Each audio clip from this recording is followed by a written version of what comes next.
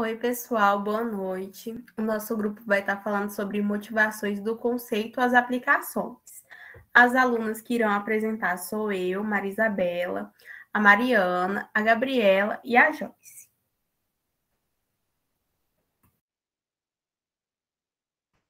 Bom, Ford demonstrou que o trabalho pode ser realizado de forma mais eficiente se os funcionários tornassem especializados em uma tarefa específica.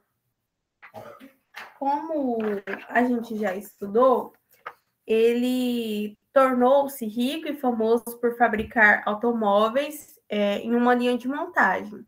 E cada um de seus funcionários recebeu uma tarefa específica e repetitiva. E com isso, os empreendedores, hoje em dia, usam o termo especialização do trabalho ou divisão do trabalho, para descrever o grau em que as tarefas dentro da organização são subdivididas. E com isso, foi visto pelos gestores como uma fonte inesgotável de aumento de produtividade. E provavelmente eles estavam certos. Pode passar, Mariana. Depois de dividir o trabalho por especialização, você precisa agrupar as atividades para que as tarefas comuns possam ser coordenadas. A base para agrupar as tarefas é chamada departamentalização. Pode passar.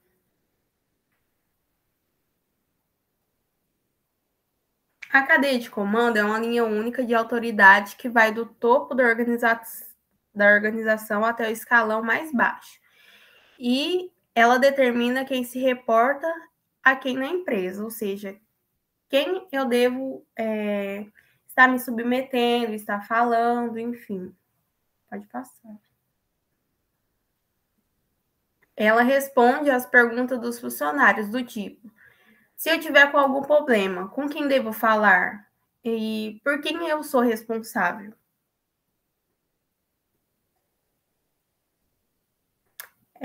A questão da amplitude de controle é importante porque, em boa parte, é ela que vai determinar o número de escalões de chefia de uma empresa, que uma empresa terá.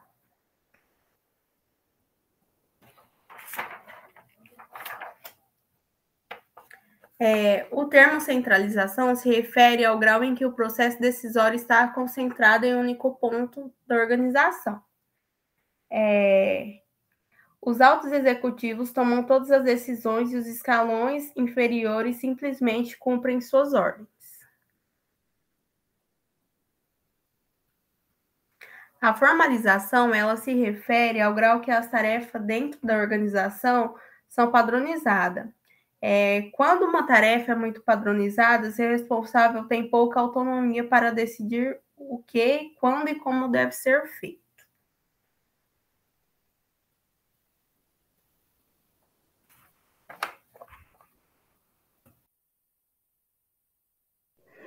Boa noite, eu vou falar um pouquinho sobre o envolvimento dos funcionários. O que é envolvimento dos funcionários? Definimos esse conceito como um processo, de participativo que utiliza a capacidade dos funcionários para aumentar seu comprometimento com o sucesso da organização. Ou seja, a lógica desse processo é que se envolvemos os funcionários nas decisões que lhe dizem respeito e aumentamos sua autonomia e seu controle sobre o próprio trabalho, eles se tornarão mais motivados, mais comprometidos com a organização. Eles também podem ter mais produtividade na empresa e mais satisfação com o emprego, ou seja, conforme a empresa ela dá um certo impulsionamento por funcionário, ele vai trazer mais satisfação para a própria empresa. Pode passar. O programa de envolvimento dos funcionários, eles aborda duas questões: a gestão de participação e a participação por representação. A gestão de participação é a utilização do processo decisório coletivo em que os subordinados ele compartilha algum poder de decisão com os chefes imediatos. Ou seja, um funcionário ele simplesmente pode chegar num gerente e conversar, impor as suas ideias e verificar o que o próprio gerente acha referente àquilo. E algumas vezes a gestão participativa é apontada como uma solução contra o baixo moral e a baixa produtividade de uma empresa. A participação por representação seria o objetivo da participação, né, por representação, é retribuir o poder dentro da organização de um modo a igualar os interesses dos funcionários com os dos dirigentes e acionista, no caso, da própria empresa. Ao permitir que os primeiros sejam representados por um pequeno grupo, que é quem de fato participa da empresa. Pode passar.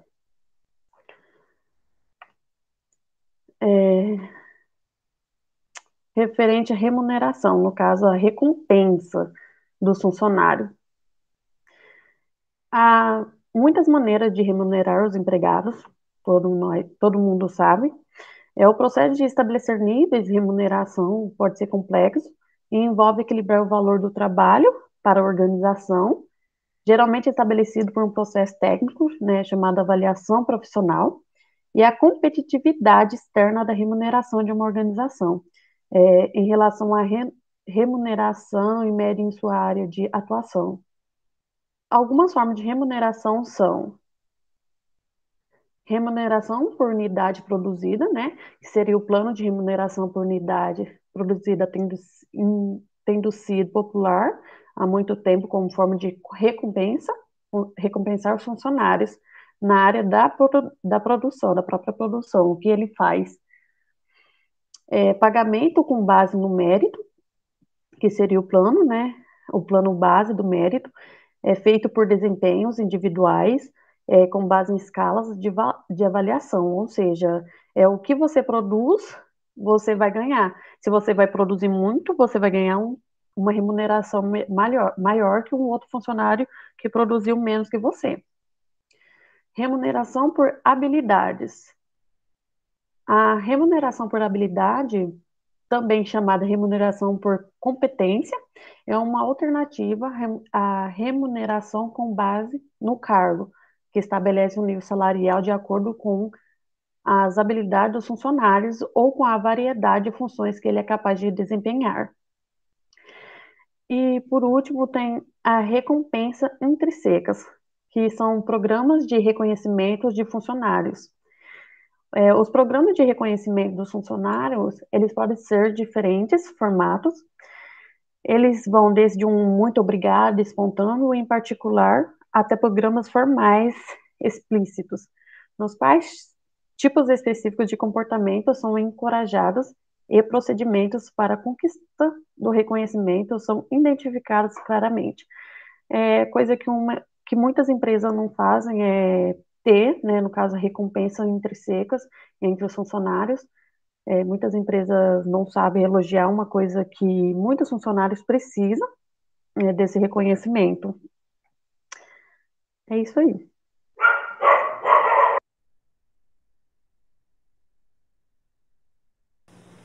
Boa noite a todos. Vou falar um pouco sobre reconhecer as diferenças individuais. Os funcionários têm necessidades diferentes. Então, isso basicamente é saber diferenciar uma pessoa da outra. Assim, todos nós sabemos que ninguém é igual, e no ambiente de trabalho isso não é diferente. Temos que saber reconhecer as diferenças e a individualidade de cada pessoa. Às vezes, uma pessoa na organização, ela é mais produtiva no período da manhã, outras é mais produtiva no período da tarde. E assim a gente aprender a reconhecer e trabalhar de acordo com a necessidade de cada um. Porque às vezes um funcionário está passando por um problema, uma necessidade em casa, algo do tipo, e ele não vai produzir da mesma forma que um funcionário que está tudo bem, que não passa por nenhum problema no momento, nenhuma dificuldade, vai produzir. Então, isso pode mudar, assim, uma pessoa da outra. E, basicamente, também a questão de salário. Às vezes, a pessoa ganha um pouco mais que a outra e está passando por problemas e tal. Então, assim, é melhor que cada um seja tratado de forma diferente e de acordo com a sua necessidade. Porque às vezes a pessoa deixa de ir trabalhar contente por uma diferença pouca. Pode passar. Permita que os funcionários participem das decisões que os afetam. Então, isso nada mais é do que, dentre as reuniões de RH e tudo mais, permitir a participação dos funcionários, porque, querendo ou não, cada decisão que é tomada dentro da empresa vai afetar todos eles, e não simplesmente uma pessoa em si. É um corpo, né? A empresa ela é um corpo, um grupo, e cada parte dele é ligada ao outro. Então, não adianta tomar decisões dentro da empresa achando que não vai afetar um outro setor, achando que não vai afetar uma outra pessoa, que não é assim. Então, é viável que seja tomado decisões referente a todos e que todos participem. Pode passar.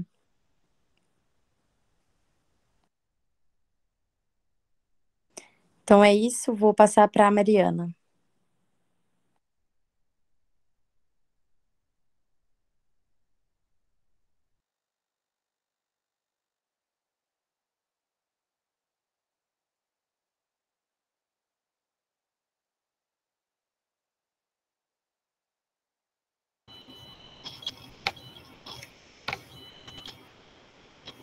Eu vou falar sobre a parte de vincular essa recompensa ao desempenho e verifica a equidade do sistema. É mais ou menos o que a Joyce falou.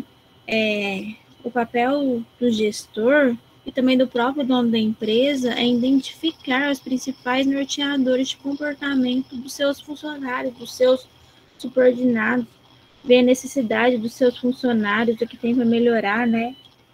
De modo a direcionar a motivação de cada um deles, para eles trabalhar motivado, porque o funcionário motivado, a empresa lucra muito mais. E para melhorar o desempenho do profissional, no que diz respeito, tanto à produtividade quanto à saúde organizacional. O funcionário aí trabalhando produtivo, ele vai ser melhor para ele e melhor ainda para a empresa.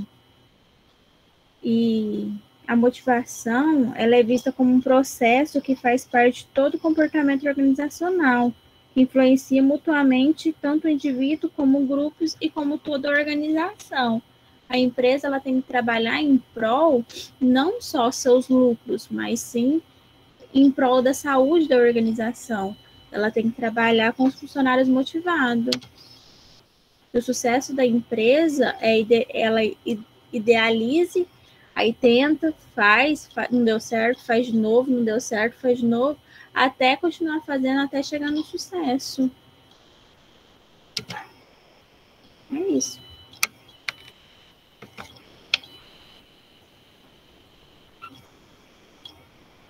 Elizabeth cortou o áudio.